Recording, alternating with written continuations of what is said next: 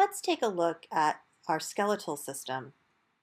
Our skeleton is comprised of two separate skeletal systems, the axial skeleton and the appendicular skeleton. The axial skeleton is our fish skeleton, and all vertebrates have an axial skeleton. The spine and cranium make up our axial skeleton. The axial skeleton is designed to contain our internal organs. The head sits on top of the spine, and the ribs come off of the spine. The thoracic cavity holds our vital organs. The sternum and the ribs provide scaffolding for the appendicular skeleton. The appendicular skeleton attaches on the axial skeleton. The appendicular skeleton includes the shoulder girdle and the pelvic girdle, as well as the arms and the legs. The arms attach to the shoulders and the legs attach to the pelvis. The shoulder girdle is comprised of the clavicle, the scapula, and the humerus. The shoulder girdle attaches to the sternum. The sternoclavicular joint is our first attachment point for the shoulder girdle. The scapular clavicular joint attaches the clavicle to the scapula, and the glenoid humeral joint attaches the humerus to the glenoid. The femur sits inside the acetabulum in the pelvis. Both the femur and the humerus are part of a ball and socket joint. The female pelvis differs from the male pelvis in its large opening. The pelvic bowl of the female pelvis is much more broad.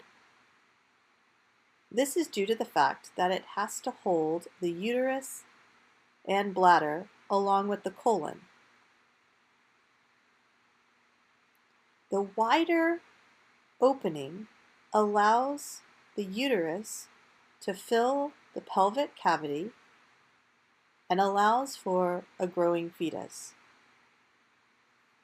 The sacrum attaches at the SI joint in between both iliac crests.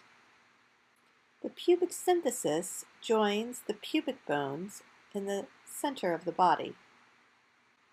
The pelvic outlet is also larger and more oval than the male pelvis.